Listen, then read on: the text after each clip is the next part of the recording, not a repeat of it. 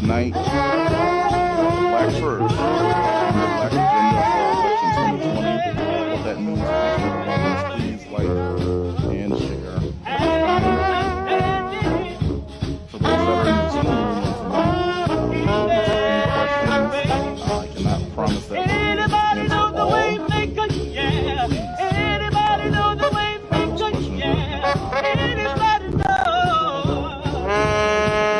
Like share this as well.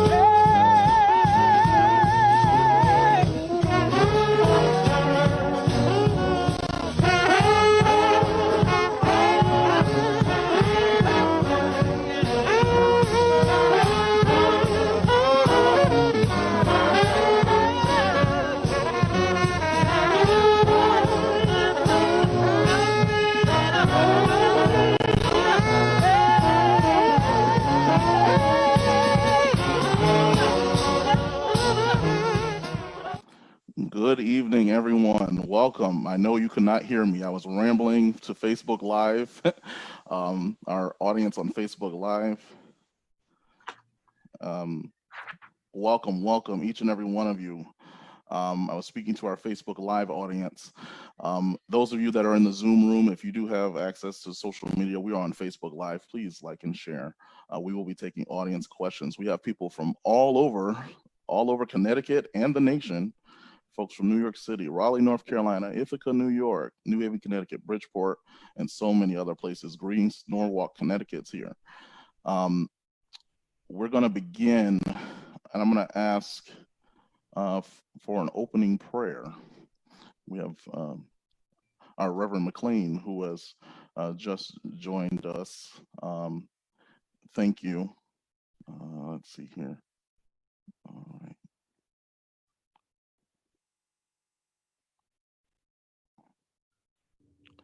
Okay, Reverend Cousin, if you would lead us into our opening prayer of this discussion.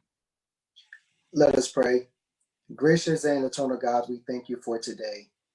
God, during a time of unrest, during a time of uncertainty, we need you during this time to order our steps. We ask you right now that this conversation be fruitful and productive. Continue to watch over us. Continue to bless this nation and abroad.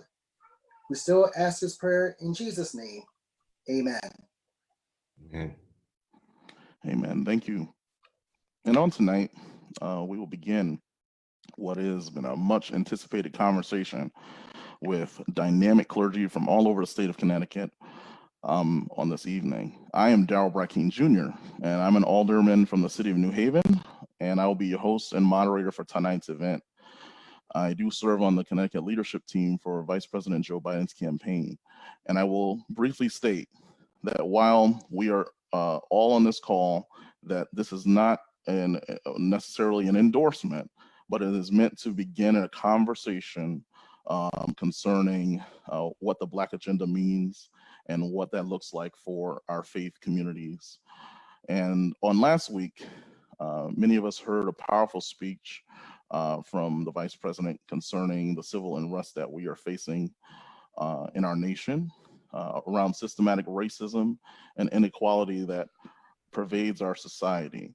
And the Vice President stated that we need leadership right now, and that's become very obvious.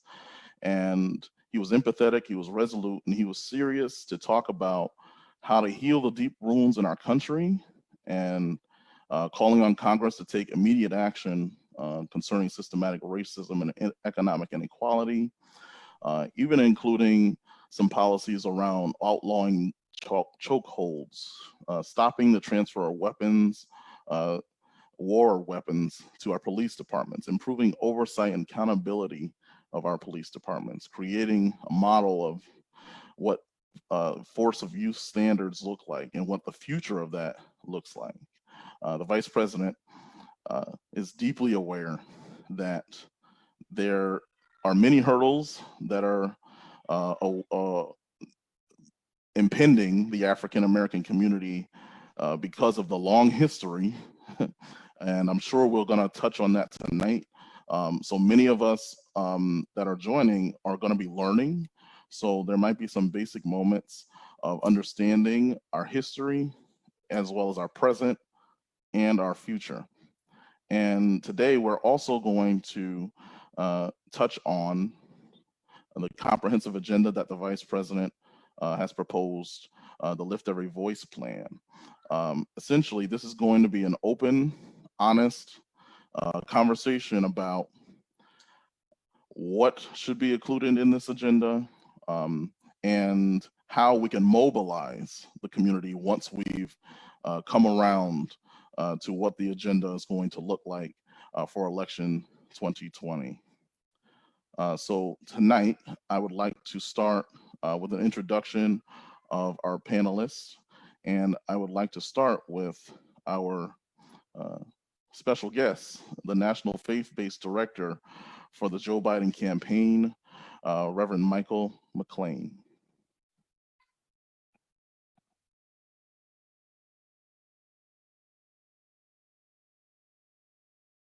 Good evening, New Haven, Connecticut, and to all you, my brothers and sisters who were there, and to Alderman Brackeen, thank you so very, very much for putting this dynamic program together. As he said, I serve as the Faith Engagement Director for the Vice President. I'm with him because I know him. I'm with him because he knows me and he knows our people. I'm with him because I believe in what he stands for, and I base that in part on what he's already stood for. I'm an old boy from the South. I hail from the state of North Carolina. And I was always taught that if one wants to know what a person will do, simply look at what a person has done, especially when that person has been in a position to do something for others. And the Vice President record, I believe, will stand up against anyone, and especially will stand in with and above the person whom he is running against now. President Obama, our first African-American president, had enough insight, had enough wisdom, and had enough belief to believe in Joe Biden. And I think that all would agree that Vice President Biden served him admirably, served him well, served him faithfully. And I feel that he is the best choice for the office, especially a time in which we're in now with the divisiveness and all of the mess and rhetoric and hatred and bigotry that we're seeing. And those of us who are of African-American hue, certainly not new to us. We've seen it most of our lives, if not all of our lives. And Vice President Biden comes with a heart of love, and it comes from within. It's not a fake, it's not a put on, it's not a photo op, in which he showed last week when he went to Florida for Mr. Florida. And he did not go there for a photo. He did not go there for any other intention, but simply to meet with the family of this man who was brutally taken from us. He went because he cares. He went because he was able to sympathize and empathize with him, because he's had death he's lost in his own life. My job as Faith Engagement Director is simply to meet clergy, meet pastors, bishops, elders, presidents, moderators, introduce obviously myself, and introduce to you Vice President Biden's campaign and what he stands for and what we're trying to do. One thing that I take very seriously is I believe in listening. So I come tonight as well as to share with you, but I also come tonight to listen to you, because you know what works in Connecticut. As I said, I live in North Carolina. North Carolina and Connecticut are a lot alike in many ways, but in some ways they're not alike. African Americans, we're not monolithic, we're all different. And what will work in one state will not work in another state. And those on the campaign who are advising newly will be President Biden, such as Congressman Richmond and Congressman Clyburn and Simone Sanders and Trey Baker, they and others are saying to him, we have to have a campaign that speaks to the needs of people where they are, not where we want them to be. And the Vice President has given us that latitude. We have a new Director of Coalitions, Dr. Ashley Allison, who comes from the Obama administration. I work directly under her now, and she feels the same way, that we want to listen. We want to know, what is it that you need from us? We know what we need from you. We need your votes. We need you to energize and mobilize your parishioners and those who are not in your flock to go out and vote for the Vice President. But I'm sure you're going to need some tools from us to help you to do that. So Rosalind Glenn, who is part of the team that works in and out of Connecticut, is on the call as well. We want to listen to you. And I thank you, and that's all I got to say at this time.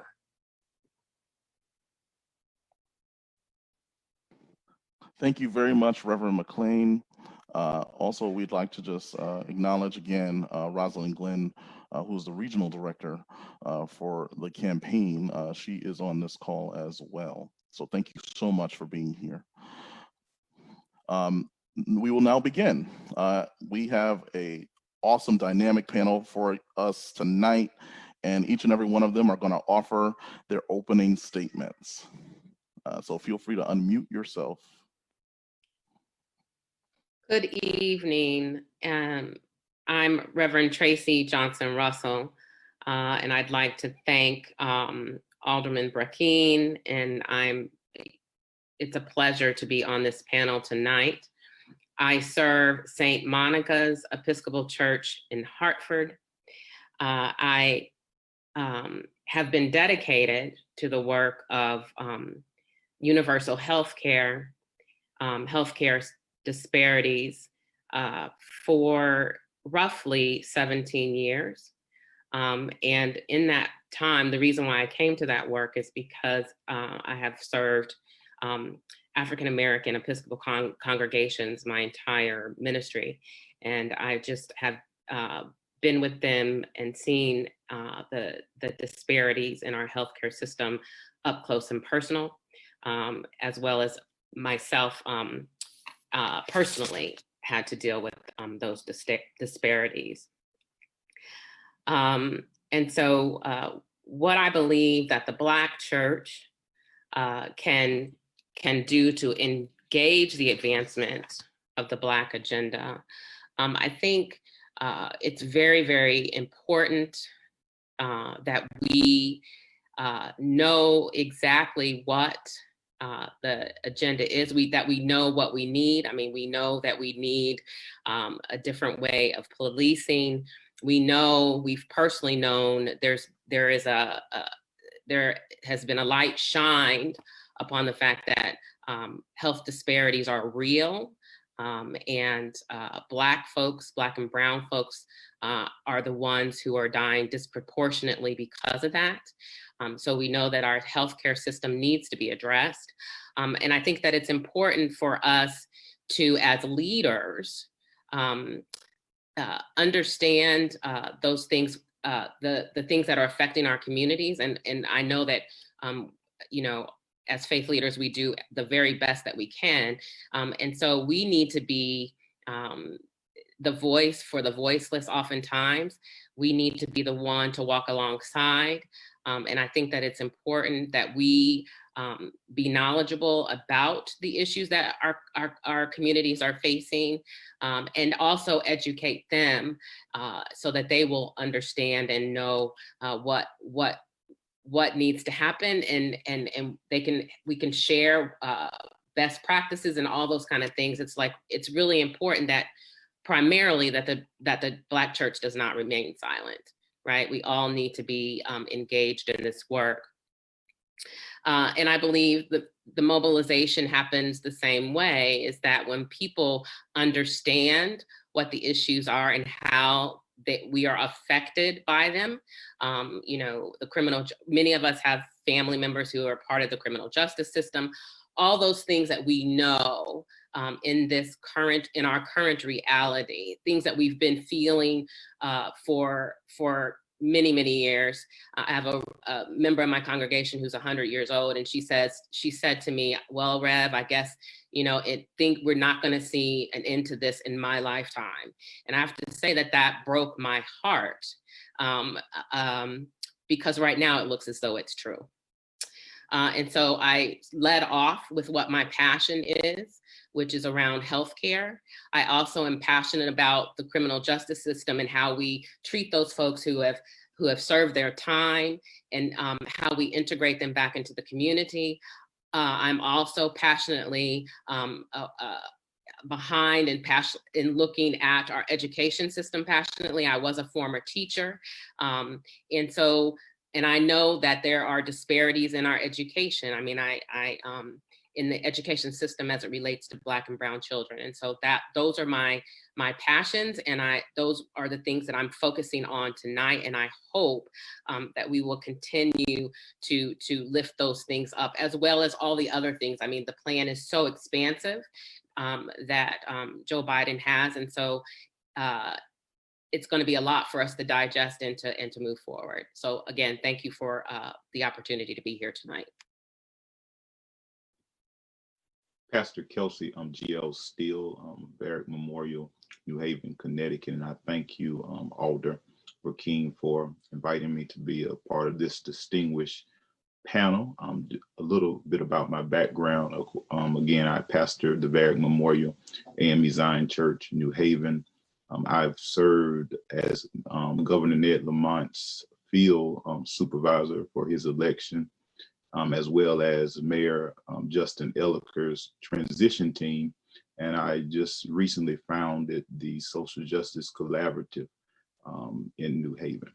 And so I feel that before we can begin to answer the question as to how the Black church is able to mobilize for the election 2020, that we have to address the negative effects of racism over the past centuries that has resulted in inequalities for Black communities that's deeply ingrained in our systems and institutions, nationally as well as throughout Connecticut. And I always preach to my people that you really have to stay woke. But in order to really begin to talk about mobilizing, I think that we need to address the challenges. And I don't even think we have enough time tonight to go over my entire grocery list, but I can begin to give you a few. The first thing that we really need to address is that we need to eliminate the strict voter ID law, because I feel like that's one of the most insidious voter suppression tactic against people of color. And the second thing, challenge that I would like to highlight tonight is that we need to prevent unnecessary poll closures in our African-American communities. And then the third thing is that we need to prohibit harmful voting purging, because some states have rights to strike inactive voters from the roll. And guess who that affects the most? African Americans. And then the fourth thing is that we need to prioritize African American voters in political,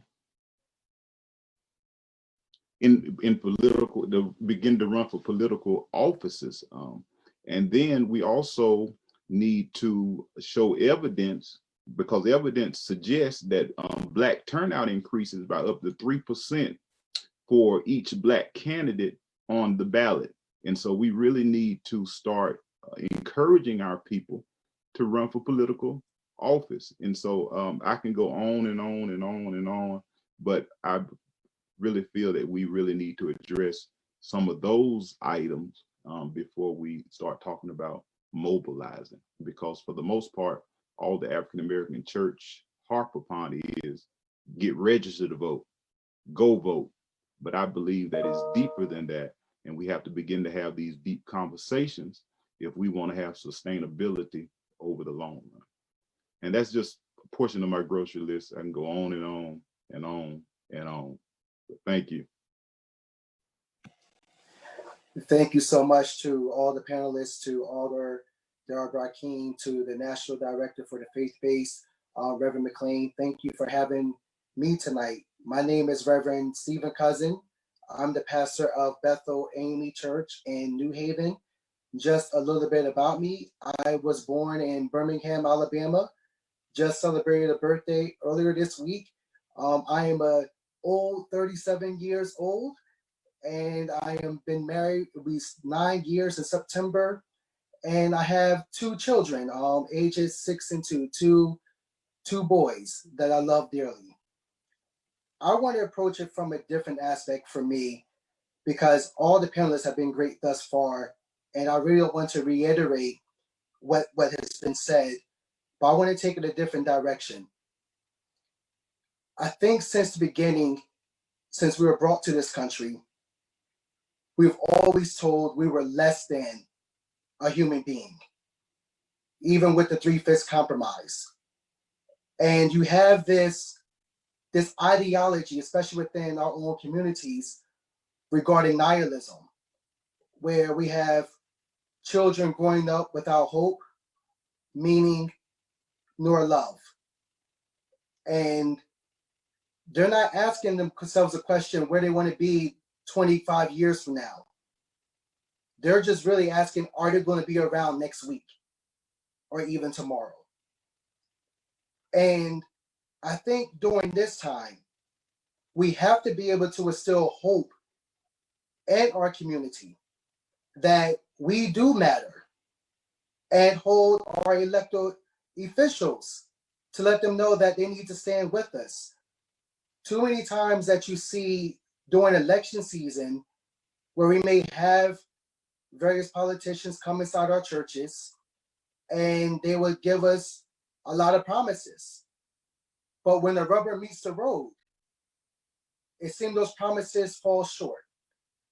And even during this time in society, where clearly we saw another African-American male pass away by an officer who stood with a knee on his neck for more than 8 minutes, still saying, "I can't breathe."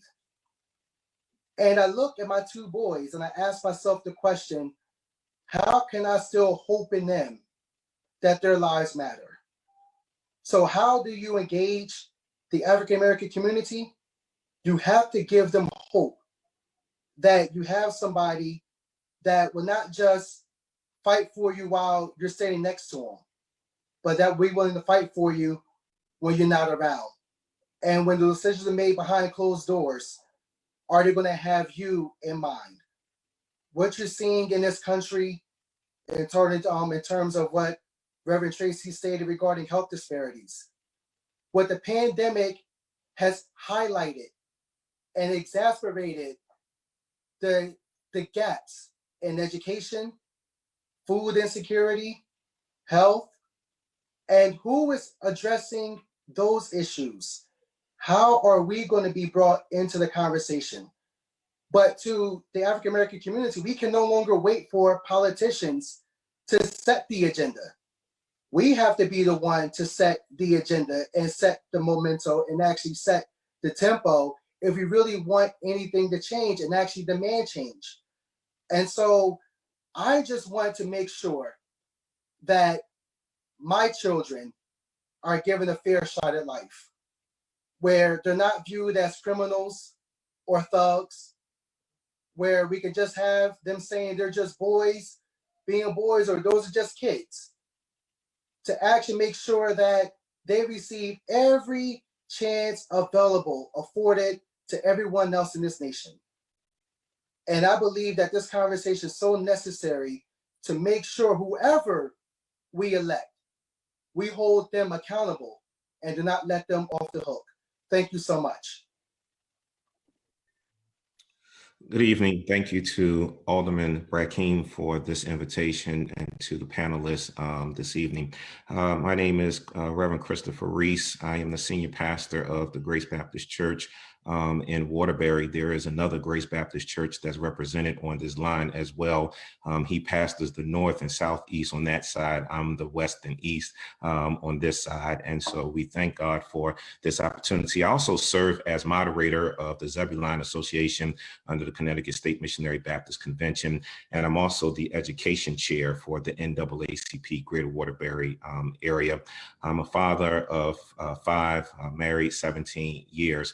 And I don't want to hold time. Pastor Steele, I believe that you stole my grocery list because you identified all the things that I wanted to address.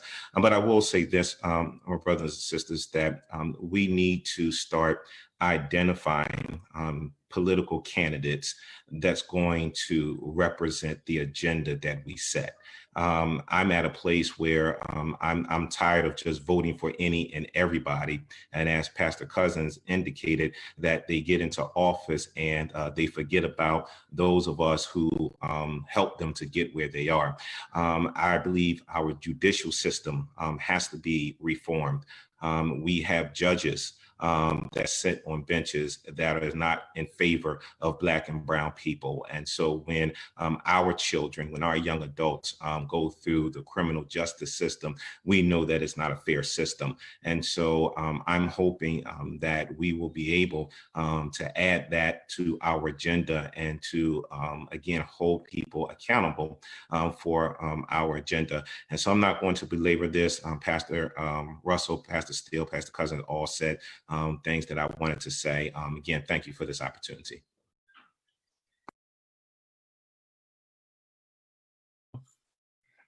Good evening, and thank you, Daryl. Thank you to you, Brother McClain, and to all of the panelists. It's an honor to share this moment with you. My name is Pastor Lindsay Curtis. As Pastor Reese says, I pastor the other Grace Baptist in Norwalk, Connecticut. I also serve as the president of the Connecticut State Missionary Baptist Convention. And I want to start off by saying I've spent a lot of my life in civil rights. I grew up in a civil rights home.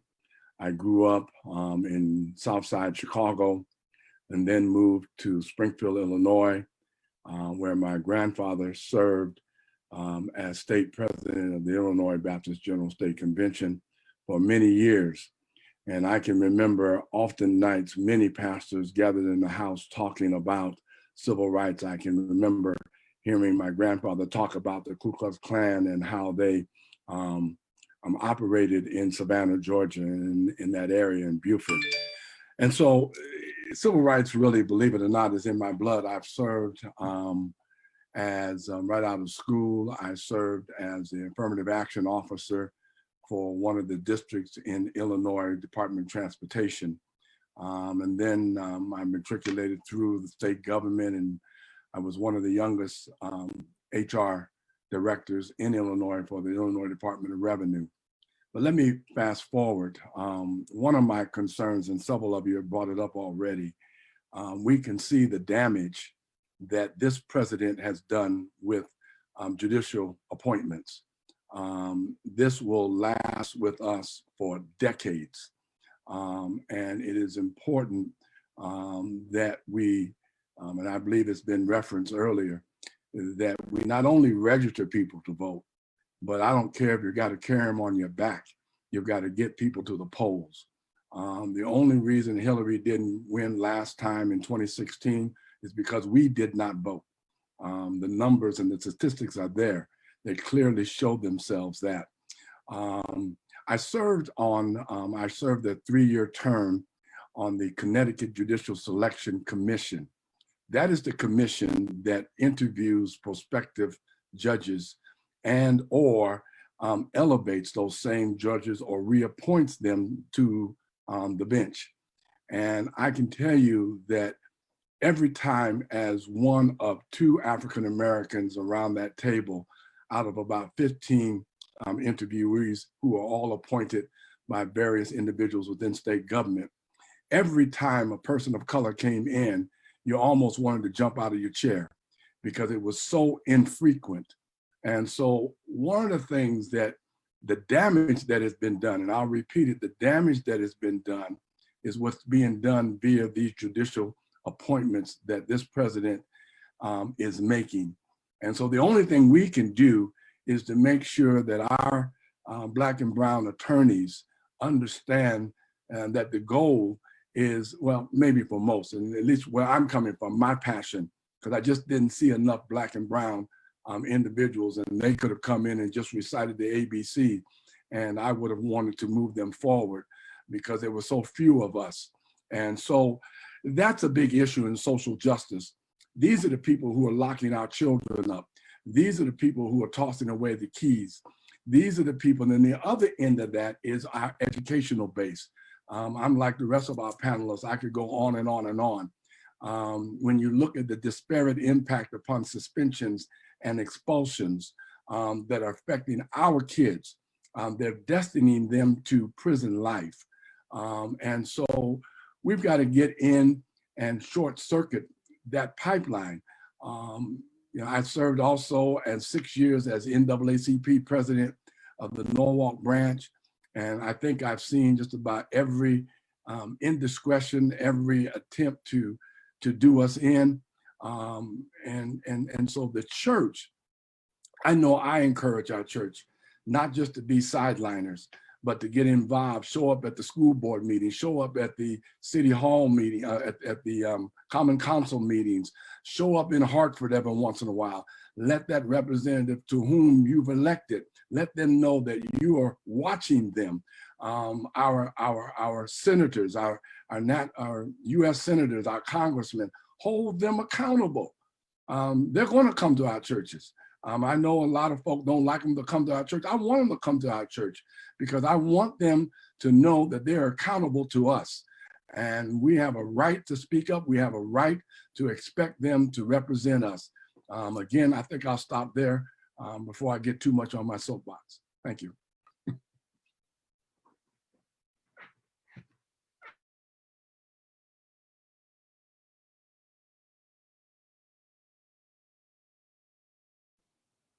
Good evening, all. My name is Maurice Porter. I am founder and pastor of Impact Church International, located in Hartford, Connecticut. I'm grateful for an opportunity to share tonight and to be included in the conversation. I'm going to try to make it real quick.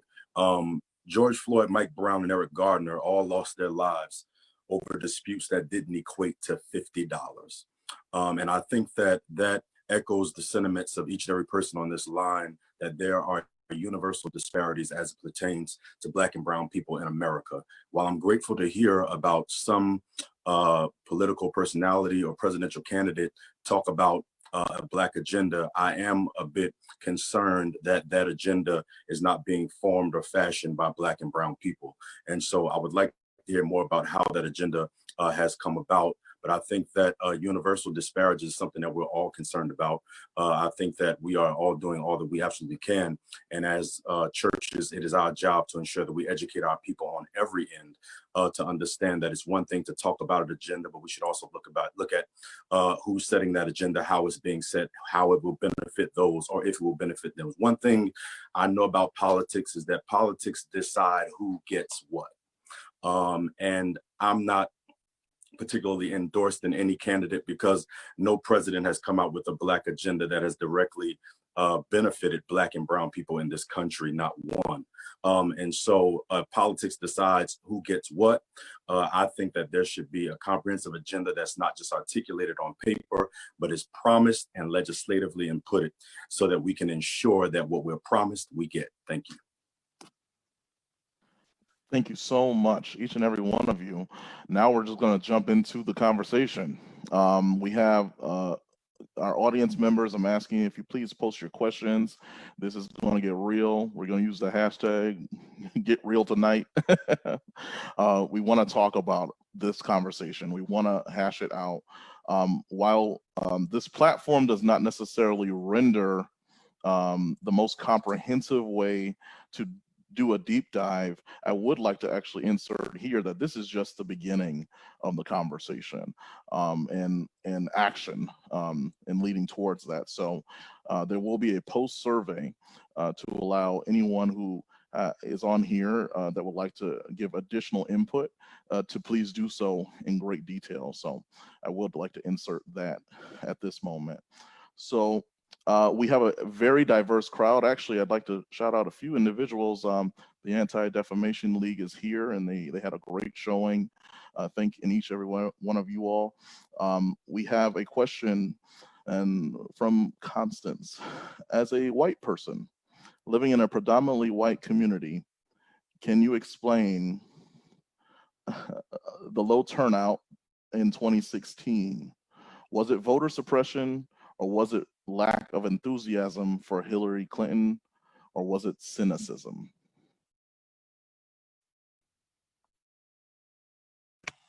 Do you want anybody to address that, or you want to? Anyone can address it if you like. Yeah. Well, I'll jump in. I mean, I think the answer is pretty simple. I think there was such, there really wasn't a choice. I mean, we see what we got. There was cynicism, clearly. Hillary was disliked for a whole lot of reasons.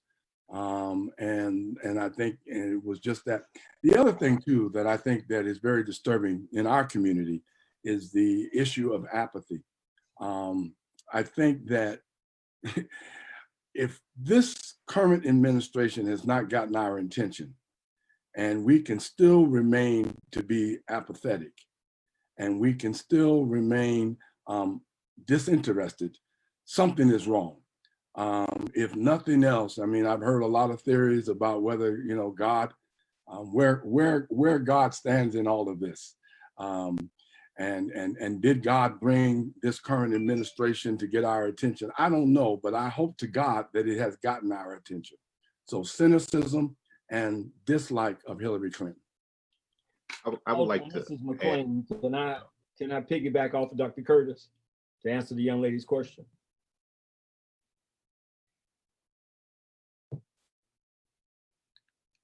Yes. Yeah. I think I agree with Dr. Curtis. It was a lot of disinformation against Mrs. Clinton.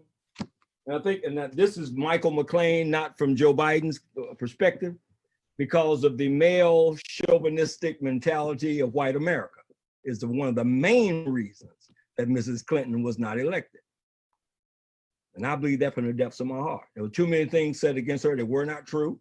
And I was not a quote unquote big Hillary fan. But I believe that when a person is qualified and able to do a job, you look past that person and chose someone who had no business, had no qualifications to be president of a dog catching society. You elected someone. President Obama said it very well, and he said it against himself. No person has ever ran for that office that was more qualified than Hillary Clinton. All of the positions that she had leading up to that led her to be poised for that position. Now, I can't say she earned it, but I think we as a nation did not treat her fair. And yes, there was a lot of voter suppression involved in that, because here again, I think quote unquote white America was fearful that Black America would have voted for her. So there was a lot of voter suppression against that. May I piggyback on that as well? May I piggyback on that concerning the Hillary Clinton? Like I said in the introduction, evidence has suggested that Black turnout increases by up to 3%, the percentage points for each Black candidate on the ballot. And so if we look back to the Hillary Clinton election, we have to look at that Washington Post number where it says 4.4 million 2012 Obama voters stayed home in 2016. That's more than a third, and more of a third of them was Black. And I feel, I'm no expert, that if communities feel heard, recognized, and properly served, that their participation is likely to increase. And so I think that that had a lot to do with the fact of people not being interested in voting, which led to a low voter turnout. Anyone else? Yeah, so this is Maurice Porter. I want to just piggyback on what Reverend Steele is saying. I think that he and I agree to some extent. I want to also speak to the sister who asked the question. You know, statistically, we know that the median income of white Americans is 10 times more than those of Black Americans in this country. And so I think that it comes down to more than just people registering to vote. I think that there's a lack of confidence in the political system of America. And that's what you see. I think that you don't simply see people who are not interested in voting and who are just simply lazy or disinterested in the voting process. I think you see people who see that they don't have a candidate who has their best interests at heart. I think we've been lied to enough that now we understand and recognize the lies. We also understand when someone is pulling the wool over our eyes. And so many people, not that this is right, but I do think it's true, are disinterested in the voting process because it has not directly benefited the Black community.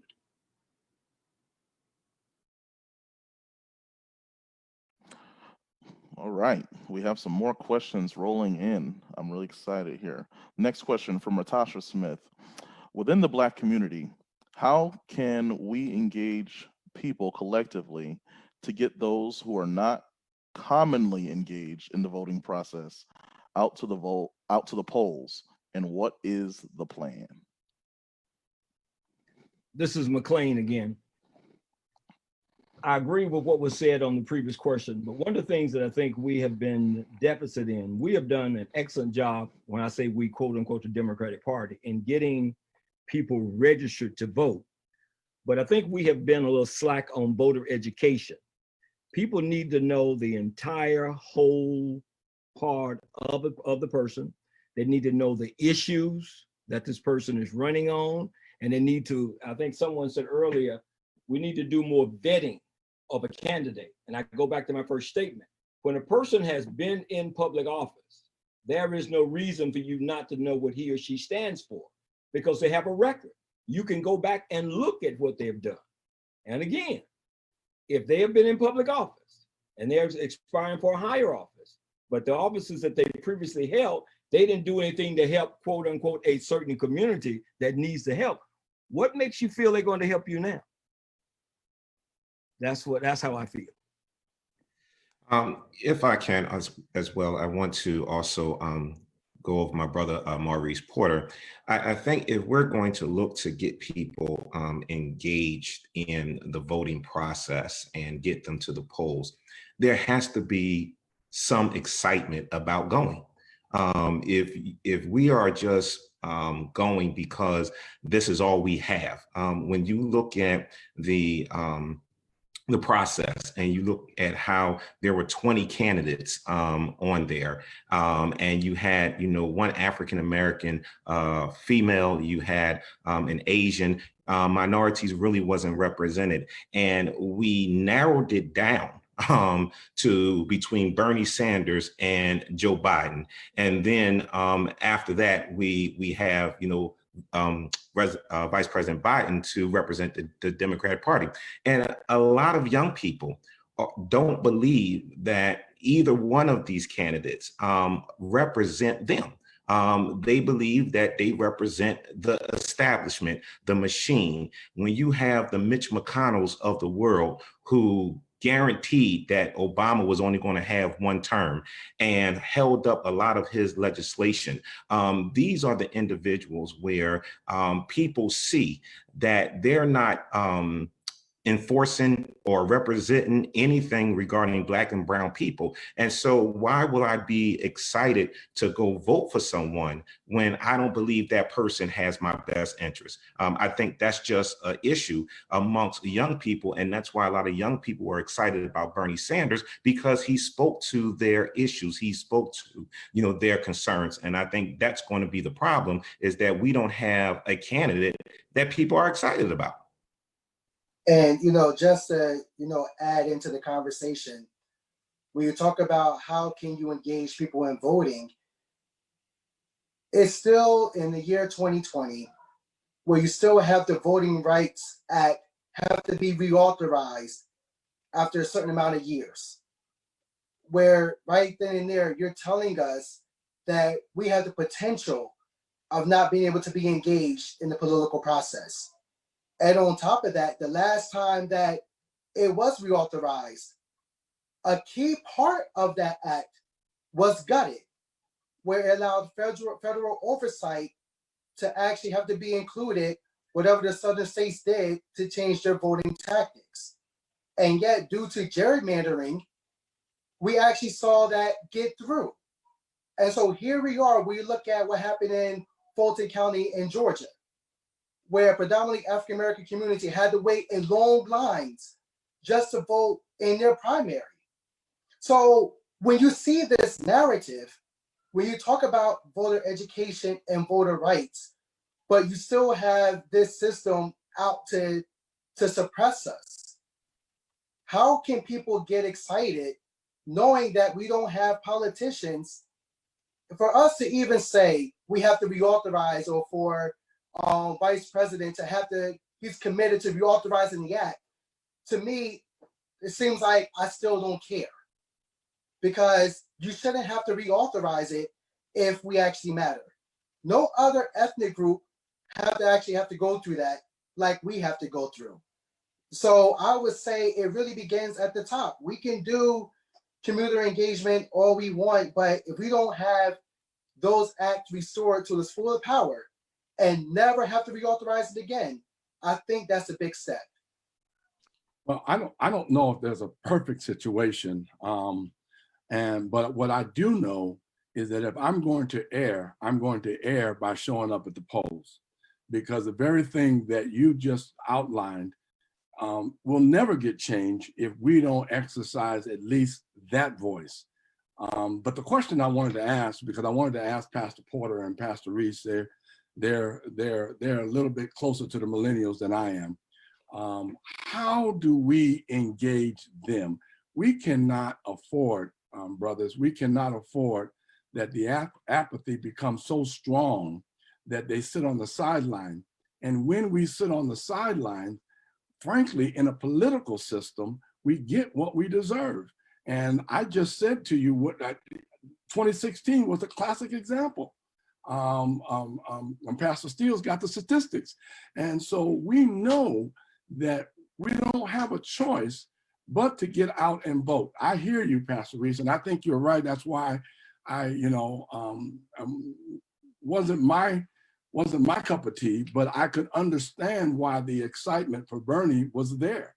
And the fact that Bernie didn't win, I'm in hopes that the millennial or the younger voter will see something, frankly, and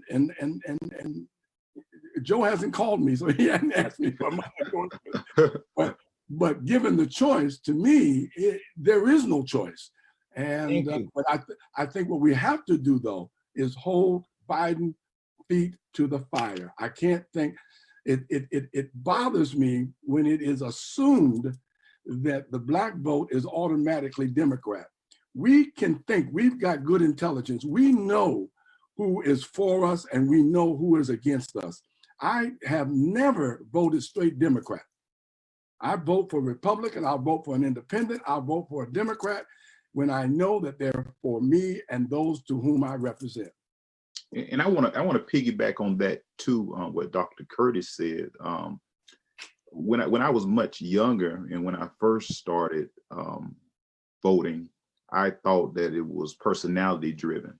But I've kind of matured to the point where it's not about personality, it's about policy.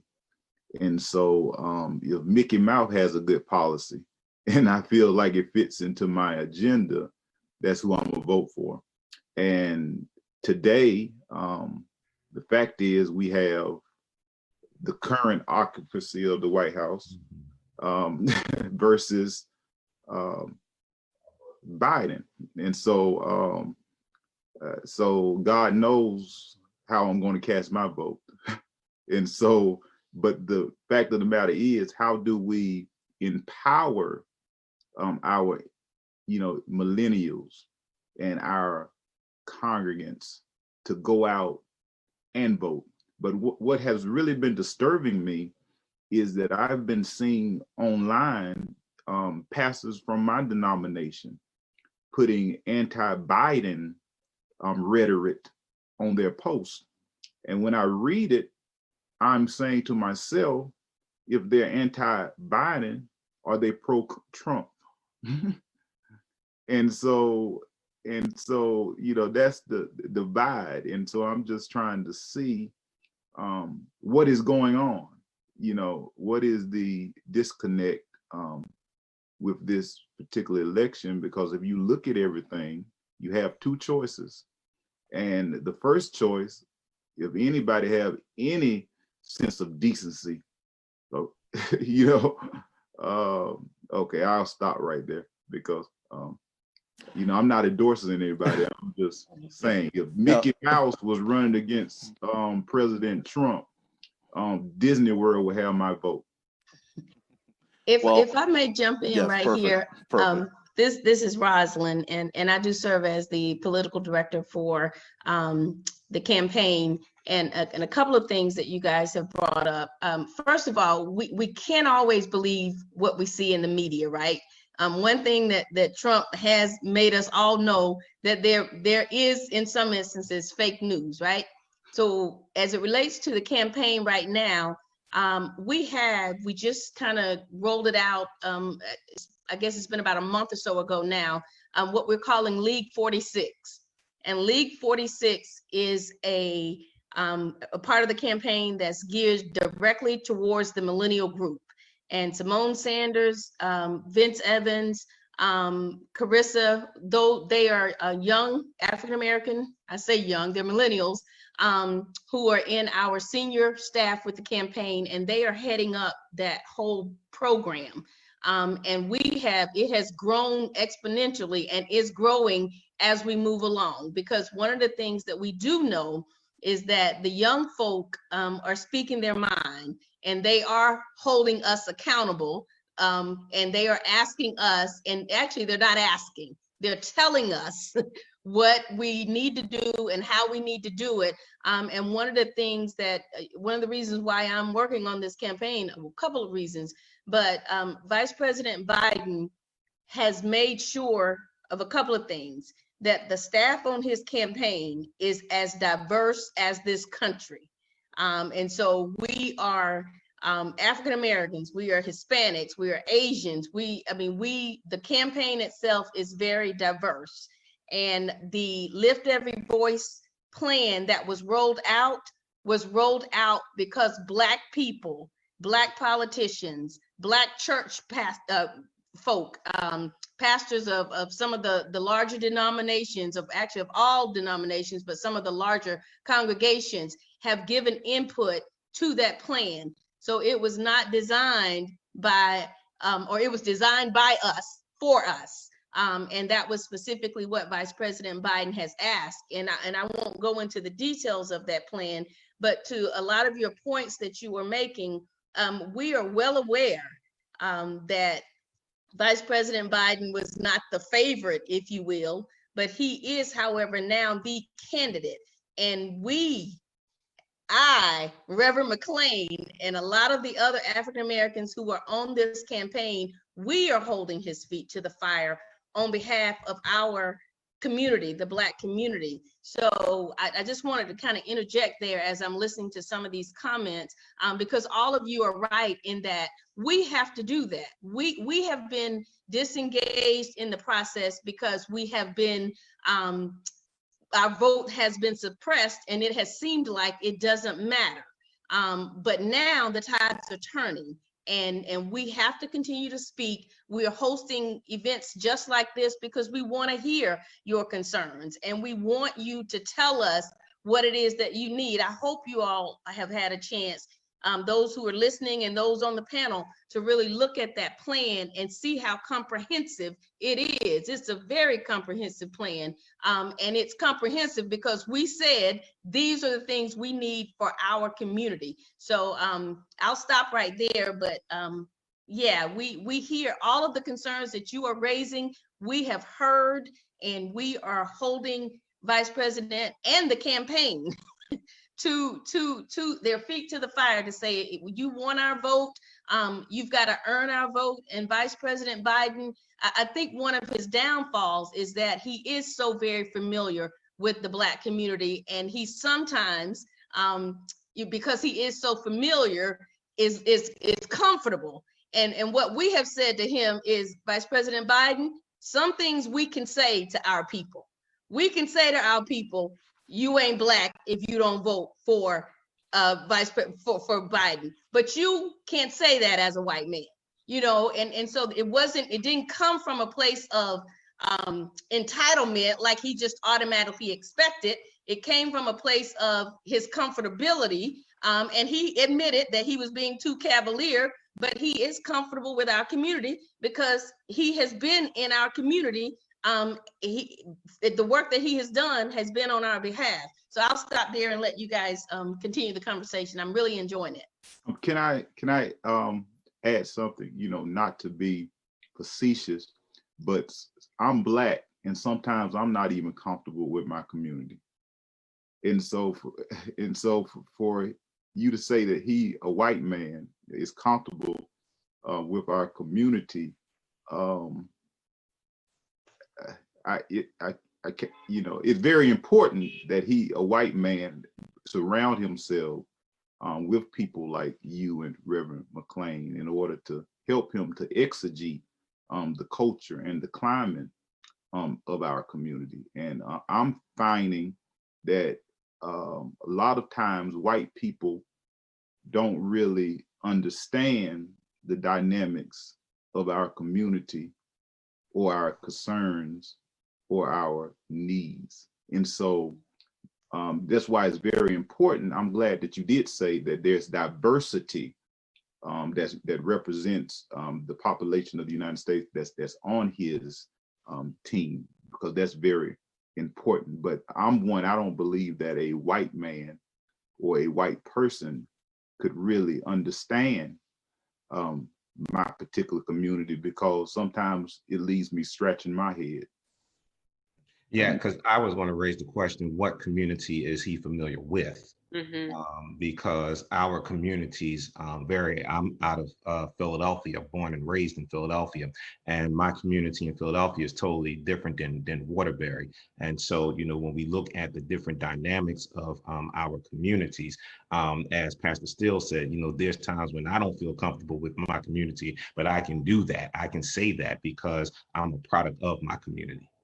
Right. So let me clear that up. And I appreciate both of your perspective and you asking the question. I was speaking more or less from the perspective of our humanity. We are all human, and he addresses people from their humanity. Black people, white people, gays, Jews. He sees people for where they are. So in that respect of community, that is the perspective from which I am coming from. Because to your point, he can't get comfortable with a thing that he's not. So you're right, he can't know what we feel as Black folk, but he can know what we feel as humans.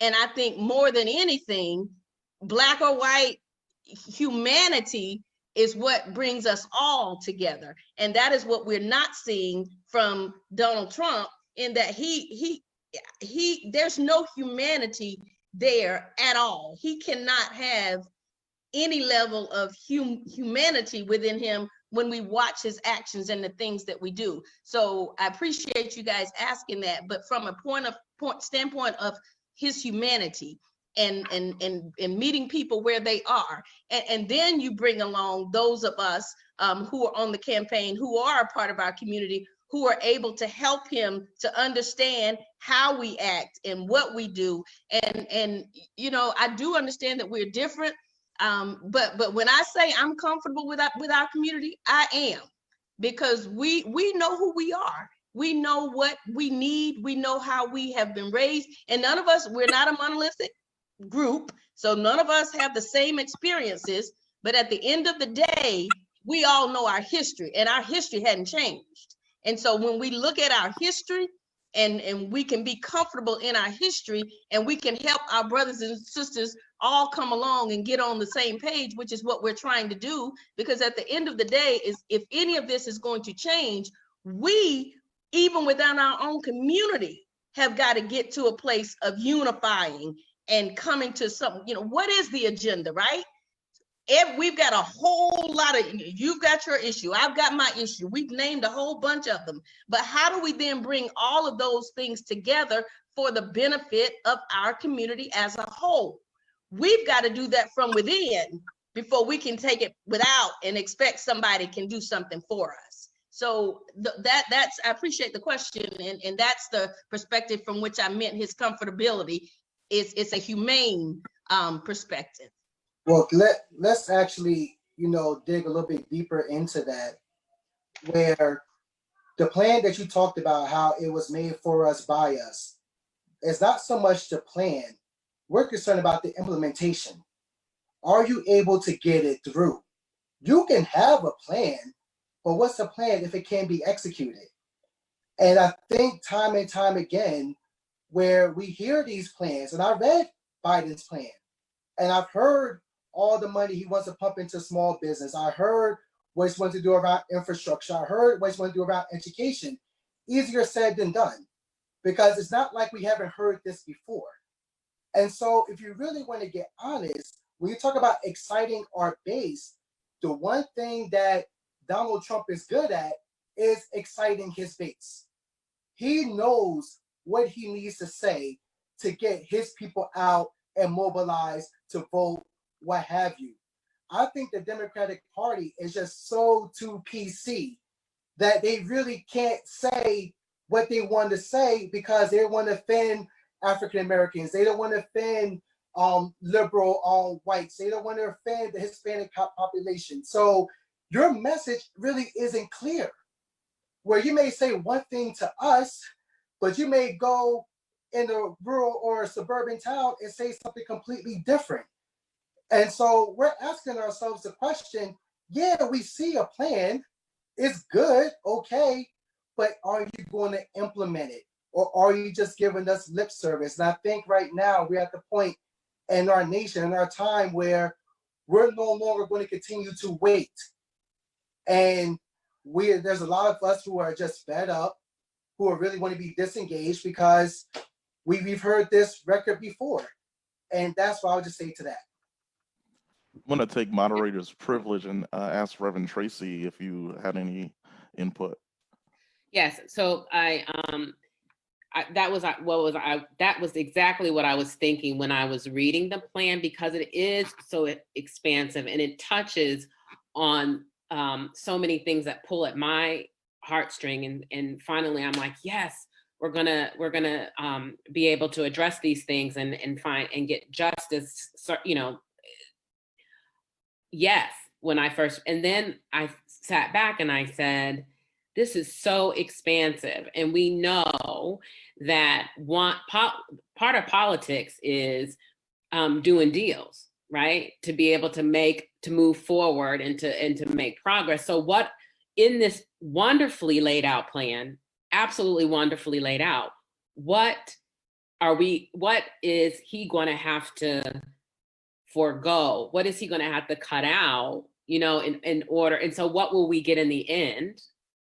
And so what we start with most definitely won't be what we'll have in the end. And so we need to know, for me, I need to know of this plan, which things are non-negotiable, like what is not going to be able to be negotiated, so that we know for sure that that's going to happen, right? This is McClain. I want to answer that question. First of all, Biden's plan is sincere, and I hear all what you're saying. You've been promised. But I said something in the very beginning. If we were to go back and look at the man's record, he has done things for us that benefited us. And I understand the millennials, my children are millennials. I understand about all this hoopla, I understand about excitement. But I think we've had enough excitement with the person who's there now. And he's promised a lot of stuff to his base that has not been delivered. He's delivered for the wealthy part of his base. But for those who are medium income and low income Caucasians, he's really done nothing for them. I would rather I'm gonna go for President Cuz, I'd rather hang my hat with Joe based on the fact that his record, what he's done in the past, than to hang my hat on someone who has done nothing but lied to me, lied to this nation from day one. So I would hope that the millennials, as I say to my grandkids and my children, look at what the man has done. Can he do everything? No, but down ballot voting can help him do a lot of things if that's what your concern is. Because here again, there's only so many things that the president can write in through executive order. But if we make sure that we send the right representatives to the Congress that can help him. See, we get caught up on emotions. I hear this all the time. I'm not excited. Well, what's excitability got to do with helping me? Is excitement going to feed me? It's going to educate my grandkids? Probably not. And his grandmother would say, don't cut off your nose to spite your face. Thank you. Hey, this is Maurice Porter again. I just want to say that I think that when we use the term excitement, we don't use it at all with any kind of frivolity attached to it. What we're saying is that given the record that you are recommending we go back and take a look at, America, not just politicians, America as a whole historically has failed Black and brown people. I think that when we use the term excitement, you should understand, and particularly from the millennial perspective, is that excitement does not mean the person who's running is not charismatic enough to get my vote. It means that I do not see a record in any politician or politics or America as a country that benefits Black and brown people. Now, I hear a lot of people saying that the plan is great and the plan is comprehensive. I think that we tend to believe that's true because the plan is about us. But I think that if we look into some of the nuts and the bolts of the plan, we'll see that perhaps this is not the best plan for us. It may be the only one that's being brought up about us, but it does not mean it's the best plan for us. And I think that we should be able to discern the difference. One of the key things that Brother Biden said was that he wants to close the racial wealth and income gap. And so when he gets down to explaining how he plans to do that, he talks about Black business, how it's failing, and how he would like to see certain loans be provided for those Black businesses. Well, I think that it's important for us to say as a community who has the economic disparity and so many other disparities that we have, that we don't need a loan, we need a grant. And I think that should be a part of what he says. And I think that those things should be promised to be put in legislation before a certain amount of time so that we have something to hold his feet to the fire for. You can't hold a man's feet to the fire for what he promises. You can hold his feet to the fire for things that he promises to put in place. And then when he does not do that, then you have something to hold against him. We have many broken promises because that's all they are promises. And as much as we can say Joe Biden has done more for us than anybody else, it doesn't mean he did anything significant. We still, as Black and brown people, are in the shape that we're in this country. And that's an American thing. And I think that what millennials are asserting is, I heard Dr. Curtis say that if we don't vote, we get what we deserve. The proof of the matter is that what we see in this country is that when we vote, we've still gotten what we don't deserve. And so I think it's important to look at it from a historical perspective in the country as a whole. I'm for anyone who is for our community, but we need more than just a plan that sounds good to us. We need comprehensive, guaranteed, agenda laid out plans that promise to our people, not just that you want to do it, but how you're going to carry it out. and that if you don't, right, here's how you're going to fix it. If you don't have that, you just have another political ploy, which is what we've seen over the chasm in history of this country forever. So thank you for that, and I'll make sure that the vice president hears that and understands and gets that. I thank you. And I'll just add here too, one of the things that the co-chair of the campaign, Representative Cedric Richmond, who is out of Louisiana, he said this to us, at this point where we are, you can't legislate if you don't win. So while we are at a point where we are holding people accountable, but if we don't win, even as laid out, as well laid out as that plan is, with all of its pieces and parts, and yes, thank you, Reverend Porter, for giving us that tidbit. And if you've got others that we can change the language on, this is the reason for these calls, because we want to hear how we can make it better, just kind of like the Affordable Health Care Act. We don't want to get rid of that. We want to make it better. We know there's some issues with it, but we made great progress. Now let's keep moving. But if we don't win the election, none of these plans will matter.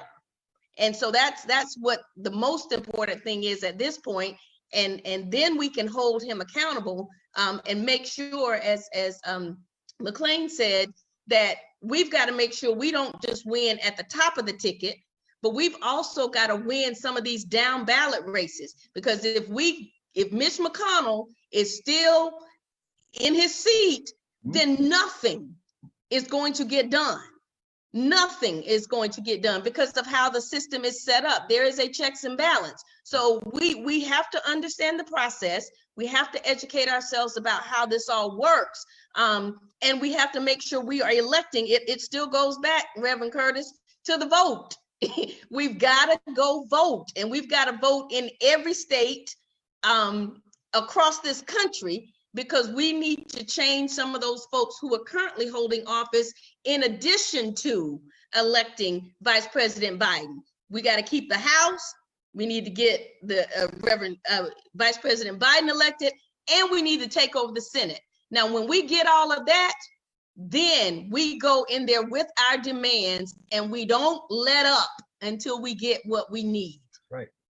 Well, I think, and I just want to, I'm really agreeing with everything that I've heard, but I feel pressed to talk about the conundrum and what you've just heard, Rosalind and Reverend McClain, what you've heard from Pastor Porter and Pastor Reese particularly, and I think Pastor Steele and Pastor Cousins, that we can't just assume that Black America is going to vote for Biden. We've gone down that path too many times. And so what I'm hearing very powerfully is that the message that goes out, I'm not saying that it hasn't been, but perhaps it hasn't been as clear as it needs to be. And what you're hearing tonight is that the message of the promise and the fulfillment of the promise has to have great clarity. And I think that particularly applies to the millennials, to this younger voter. Most of us sitting here already know how we're gonna vote, because as far as I'm concerned, I ain't got no choice. I mean, there is no choice, but there is still, amazingly, a number of African Americans that we saw them sitting around the table with him the other day, who happen to be pastors, who happen to be in the religious community, that are professing that this is the best president ever. It is amazing to me that anyone could come to that conclusion. But given the fact that some have, I respect that. So what we're saying, I think what I'm hearing, and I just want to reinforce that whatever that message is, it has to have great clarity, and it can't be one that assumes that is one size fits all. And done for the evening. Dr. Curtis and Sister Rosalind, it goes back to something that my colleague said, opening up Pastor Porter. Who was in that room that put this plan together? Because I think it's crucial for me to know, when we say representation of the African American church, who was those pastors, and what kind of churches are they leading? Because there are some pastors who have mega church and mega ministries, and you look at the community around them, you would never think that, you know, based off what you see off of television, that their communities are in bad shape. And so I'm concerned about, you know, who put this plan together, because I think that you need representation, you know, from younger pastors, younger preachers, because I have a pulse on the millennials in my community. We've had conversations regarding this election and how they feel. And I would never, ever discourage anybody not to vote. Never, ever. You know, I've encouraged all of my young people, all of my young adults, that even though you may not like either candidate, you have to vote. This is not no stay in the bleachers, you know, kind of cheer from the bleachers. You have to get out and vote. But I'm just concerned that people who've put this plan together, you know, they don't think like me. They don't think like Reverend Porter. You know, we think a little bit differently. And so, as Dr. Curtis said, you know, when you look at senior pastors and those who have 25, 30 years, if you talk to somebody like me and Pastor Porter, you'll get a different opinion. And so I would be interested to see who worked on this plan behind closed doors.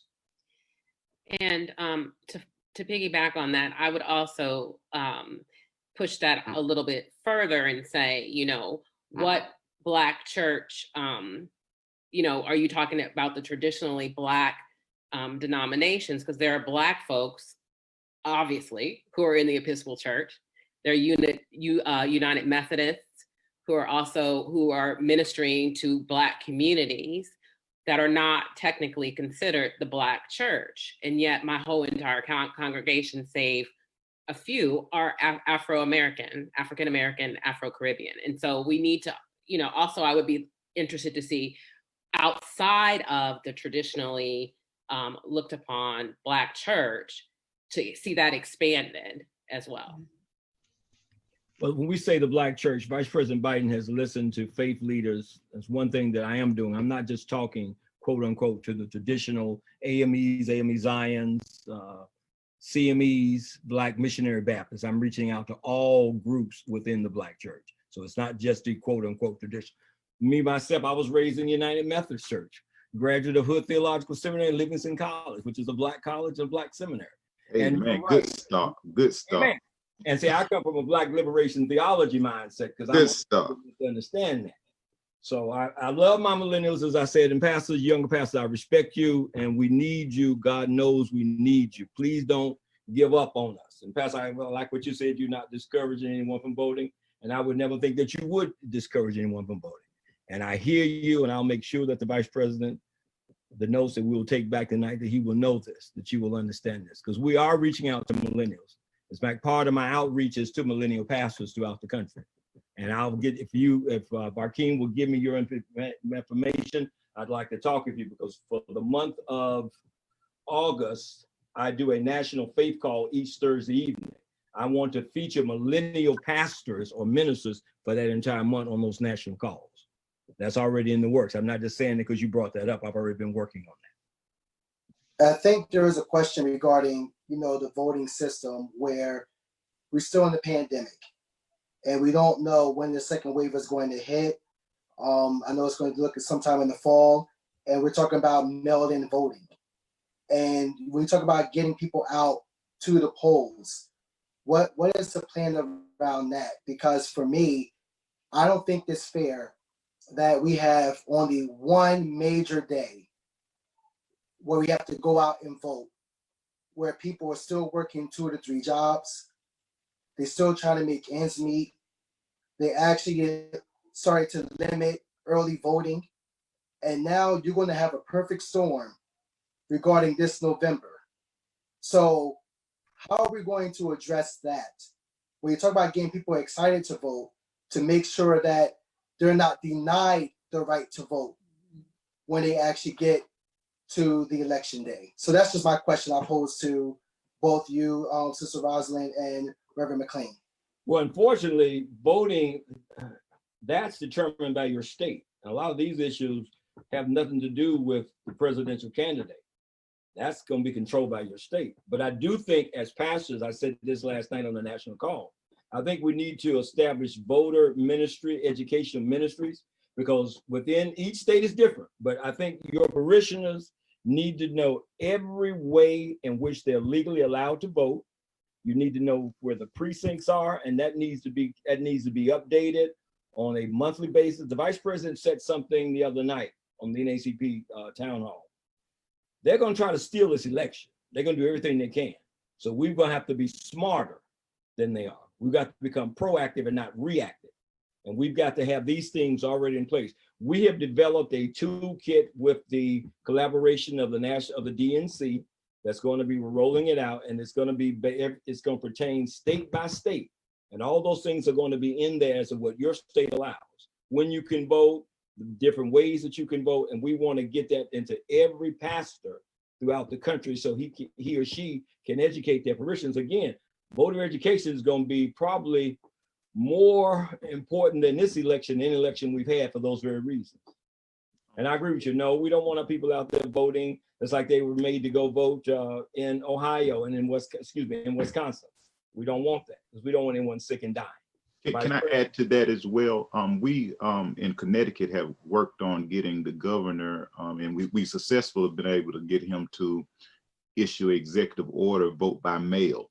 See? And so I'm optimistic about that, but at the same time, we're going to have to kick it into overdrive on instructing our constituents as to how to go about doing it, because I'm sure that they're going to have some questions like, if I vote this way, will my vote be counted? And so we as leaders, social leaders and positional leaders, must start doing an orientation with our people as to the vote by mail option. And I'm happy that we was able to get that done. Some people didn't feel the same way, but I think that it will be effective for us in this pandemic season. But we need to really start allowing our people to know that this new option is now available and how to really capitalize on it. I commend you and your committee working on that one. Thank God that was able to be done.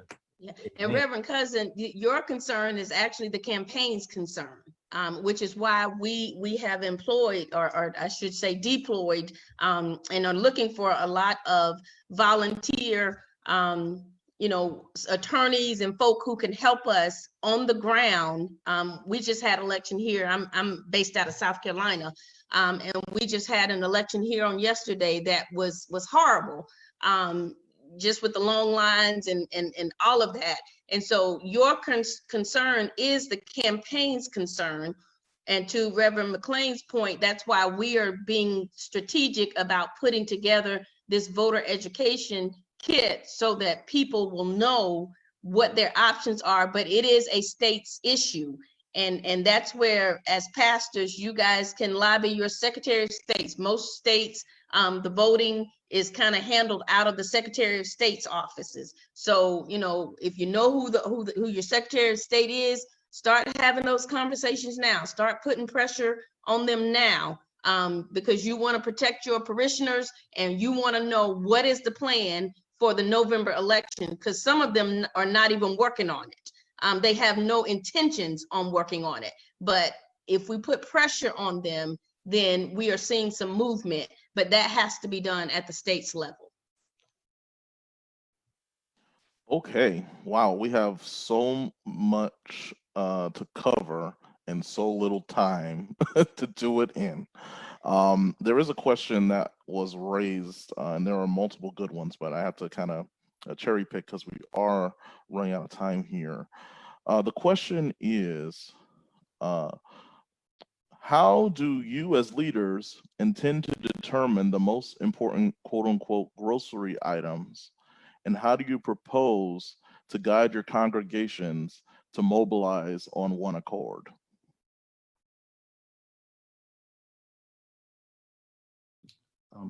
I can begin.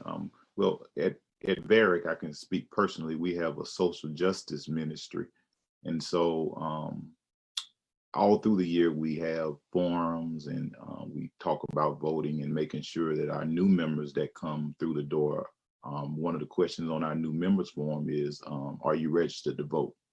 And so we have done that part with registration. But one thing that I try to practice is we do the soul to the poll, you know, getting them in the van and taking them in and do all of that.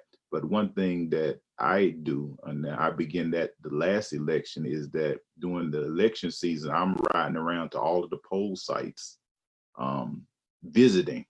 I think last year I even had a news reporter riding with me, just making sure that everything is going well. And at that time I was working with the campaign of the governor, and I would go and check on the numbers, because sometimes if you're not looking over people and holding them accountable, anything can happen.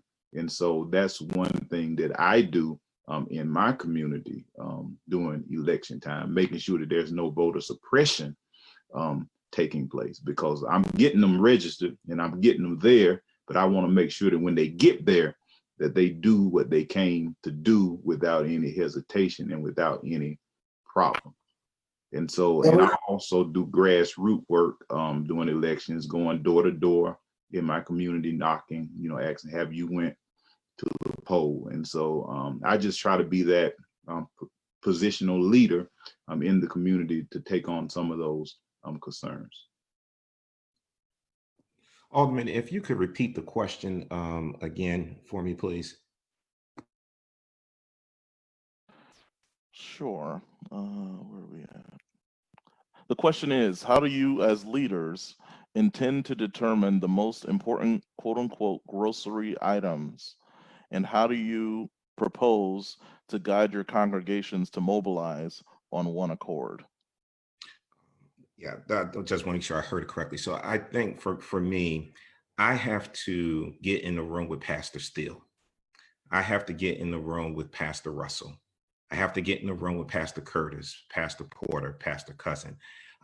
We have to get in a room as faith-based leaders, and we have to have the discussion. I believe too many times, you know, we have our own individual ministries and plans, as Pastor Steele just outlined his, and I have the similar thing in Waterbury. But if we're going to identify this grocery list, as the question is posed, we as leaders have to get in the same room. It doesn't matter what our denomination is. We have to get in the same room and discuss, well, what are the issues in New Haven? What are the issues in Hartford? What is the issues in Norwalk? What is the issues in Danbury and Waterbury? And when we get in the room and discuss, you know, all of our issues respective to our different cities, then we have to then condense that down to, okay, what do we all have in common? And if we can get behind that list, then I can go back to Grace and say, listen, this is not just for Waterbury, but I've met with other faith-based leaders, and we are on the same page about this is what we're presenting. This is what we need in our communities. You know, the other things that may come up, we may be able to do that individually, but if we're looking to do, and I'm just trying to hear the question, if the question is as leaders for us to come up with a list, we can't come up with our individual lists. We have to come up with a joint list. And the problem that I see in the African American community with leaders is that our egos are bigger than our community and the problems. So until we deflate our egos and come into a room where it's not about your title, it's not about you, Doc, it's not about you, Doc, it's not about you, Doc, it's not about you, Doc, but it's about our community. I'll just stop right there. You preaching. Amen. Yeah, So I was oh, I'm sorry. doing a lot of shaking my head with that, because and I think that also getting into a room together and having conversation about what's affecting each of our communities individually and coming up with a list also shows that we're unified. And so when that time comes when folks are trying to be divisive and trying to, come in and break things up just because.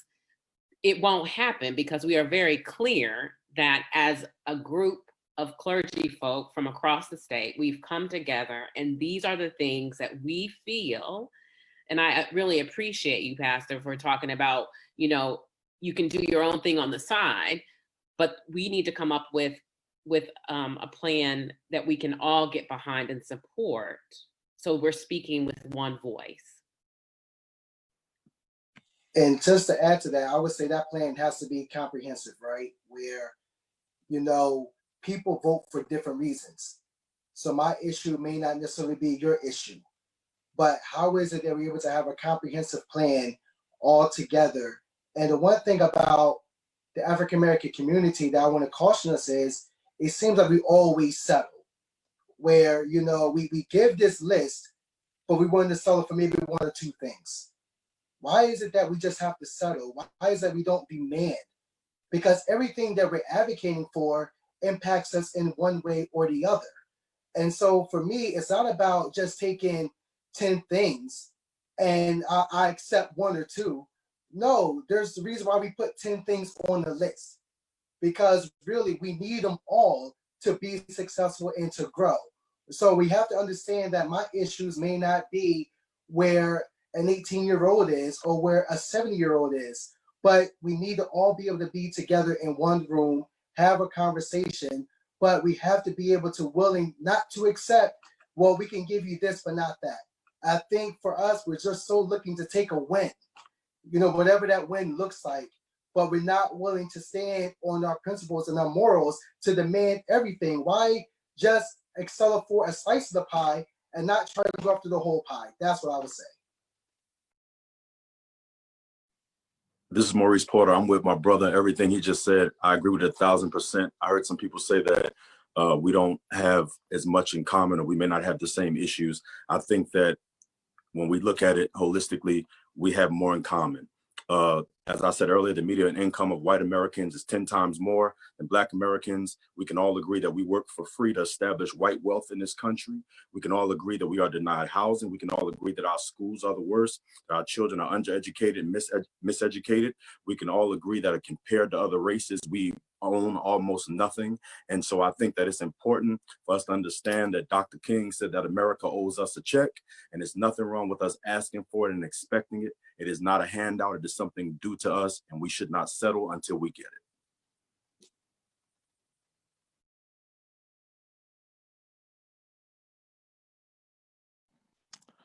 Okay, so actually it feels like a pivotal moment to me in this moment.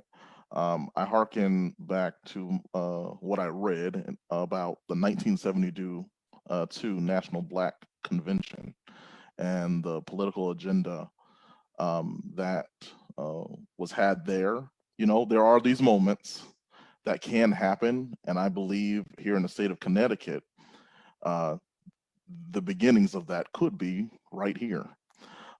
So for me, as a organizer of wanting to bring the faith-based community to the table in Connecticut, to the campaign, I really just want to, first of all, thank each and every one of you for putting all of these things out on the table, bringing real talk to a space that it cannot be the end. So for me, my expectation for each and every one of you is to let's have a follow-up. I know COVID is causing social distancing, but there are ways around that in order to ensure that not only are we getting something tangible, clear, complete, concise to the table, but that we are ultimately operating in the spirit of unity, which is certainly the goal for me, and I know it is for each and every one of you. I also want to thank at this time Reverend McClain and Rosalind for joining us on tonight. They are the conduits to which we are looking to guide our next steps, in particular through the work of Reverend McClain and his national calls. If you have interest of doing that, I'm going to toss it to him to do his thing to get everyone connected here on this panel, as well as on the multiple platforms that we are reaching on tonight. Thank you, Alderman McClain. And again, thank you, pastors, for your attentiveness, and thank you for your honesty. And I promise you, as speaking for myself and for Rosalind, we will make sure that these things are taken back to the campaign. Congressman Clyburn is probably the closest senior advisor to the vice president. If you know anything about Clyburn, he's definitely for people in general and for his race in particular. I'm not going to ask you for an endorsement, but I would ask the following. Since we're not able to travel and come into churches or even send surrogates in, we have put together an extensive pre-recorded tapes that we would like to, if you allow us, to send to your church that you might, as a greeting from the vice president to your congregations when you're meeting in a virtual world. If any of you are interested or would consider it, please, Brackeen will give you my information, my email address, let me know. I will send the pre-recording. And to President Cousins and the bishops on the line at this time, but to my brother at Varick, AME Zion Church, to Bishop Proctor, if you're having conference or annual conference, we'd love to do the same thing, as well as to the state Baptist president. We'd love to be able to send a greeting so that we might greet you on behalf of the vice president. And I hope this will not be the last call. If not, then we will schedule one through the campaign. This is the Alderman's call. He wanted us to participate in, and we thank him for his efforts and his hard work. Because when I can see right now, we're a little over, we had right about 78, 90 people on this call. Thank you, thank you, thank you, and may God bless you. And just to add, don't forget, Representative Clyburn is an AME member. So oh yes, yes, yes, yes. Your bishop is a great help to me as well. But Hood is also a AME Zion school. Amen. Amen. Oh, here we go. Your bishop was our drum major in college, Doc. Okay, all right. So thank you. Brackeen, yes. Is it possible for you, because I would be interested just to hear some, not to answer, but I would like to hear some of the questions that we didn't get a chance to address. I would like to hear what some of the people wanted us to answer. So if you can just kind of go through some of those questions so we can hear what, the people wanted to ask us, but we didn't get a chance to answer. Absolutely, absolutely. Let's do it. I'm going to have to beg off. I have a 9 o'clock call, so I appreciate the opportunity to participate and pray God's blessings upon each and every one of you. Thank you so much for the opportunity and the discussion. God bless you. Thank you. Thank you, Reverend Curtis.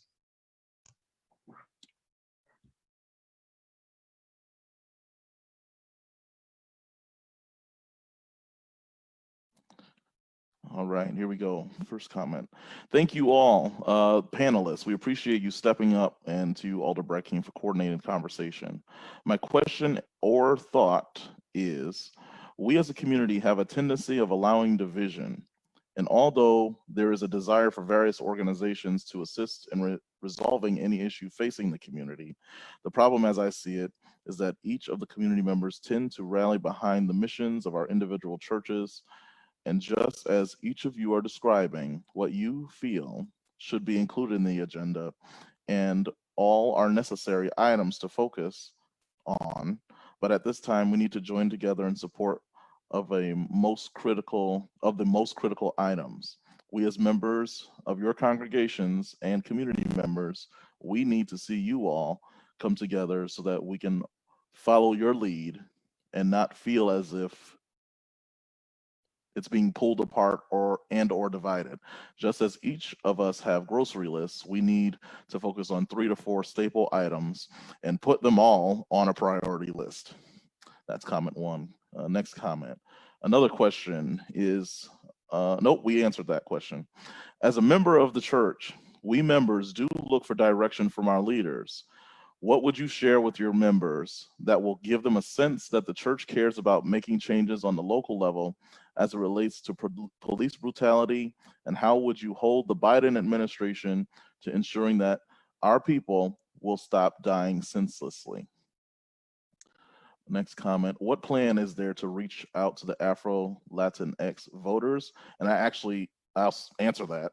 Over the next few weeks, Fridays and Thursdays, we are continuing this conversation. In particular, next week, we're going to be speaking to the Divine Nine and social justice communities on next Friday at 7 p.m., same time, different cast, but same conversation to solidify a movement. And I would love to see, the dream of seeing all of us get together, and we have a short period of time and kind of a short window to November, but ultimately mobilize for November and then hold accountable thereafter as a unit. So we do have events. Please follow my page for those events that'll be forthcoming. Next, can we share any ideas on how we can use the protests as a vehicle for registering voters? That's a good one. This is Dr. Powell. I agree with everyone, but also in regards to people not wanting to vote, my feeling is that if a candidate wins the popular vote, but the Electoral College carries the last word, then why should they vote? Next question, can we trust the vote by mail process when it looks like the Postal Service is going bankrupt? If so, why? So now this is where we are. We have Joe Biden versus Trump. What can we collectively do as the Black church to work with the Biden team to develop a true plan of action to advance our people forward to the better position and implement it to actually start advancing? Right now, we may not have the candidate who excites millennials, but it doesn't mean we can't do exciting and great things. We must. The current movement, Sandra McKinney, got to shout her out.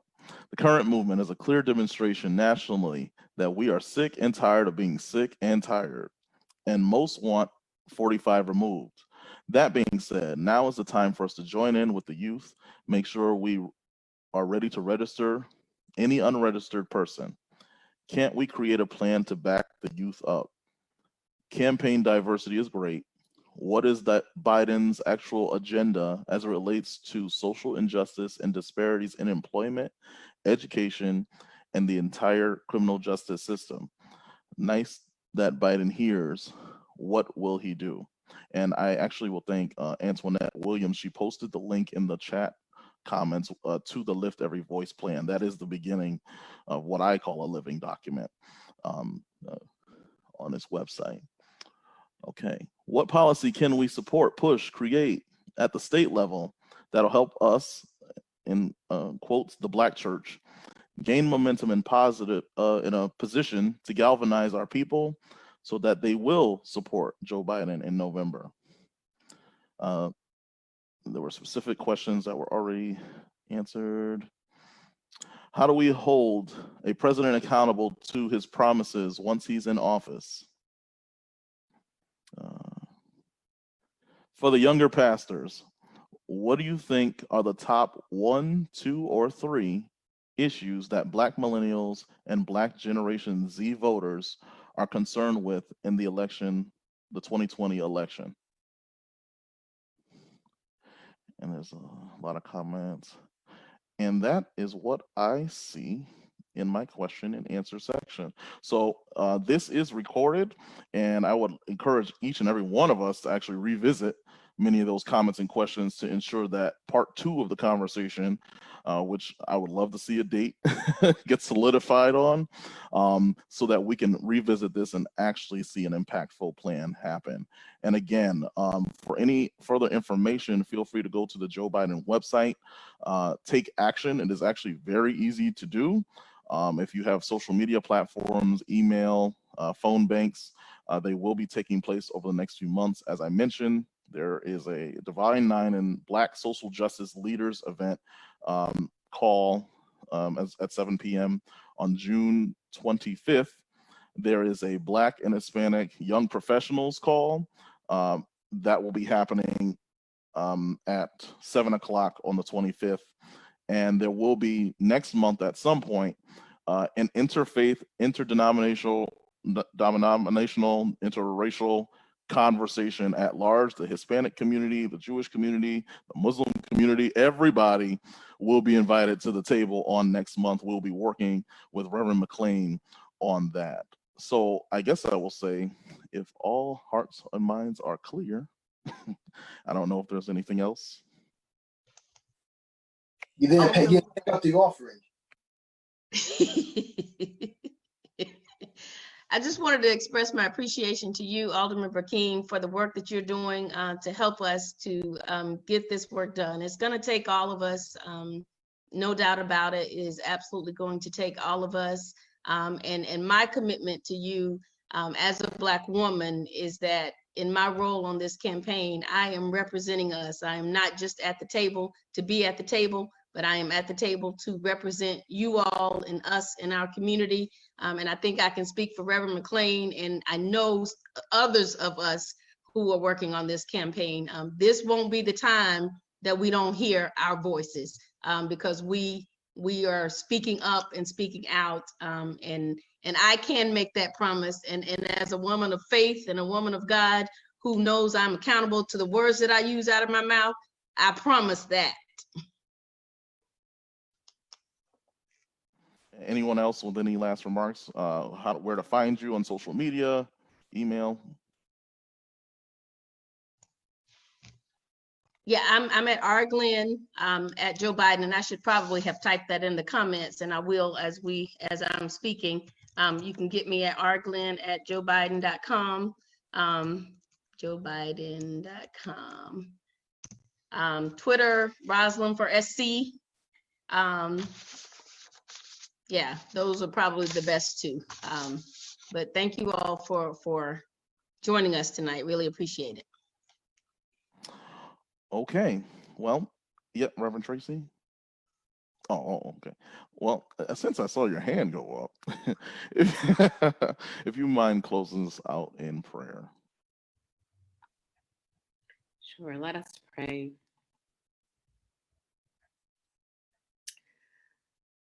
Almighty God, we come to you with thanks for your presence among us. We thank you for this opportunity to come together and to share and to learn. And we know, Lord, that this is a very tumultuous time. Mm-hmm. So we pray for your presence, for your peace to be with us, that in the midst of this time that is so full of unrest and fear, sadness and darkness, that we will experience you anew, that we will find your presence with folks that we are able to be with and continue the conversations that need to happen in the midst of all of this. But above all, to remain strong and hopeful, and to know that you, Lord, have this all in your hand. Mm-hmm. Thank you for each and every person on this call. Thank you for their presence, their witness, and their words. Bless us now, tonight, and evermore. Amen. Amen. Amen. You are dismissed. Bye.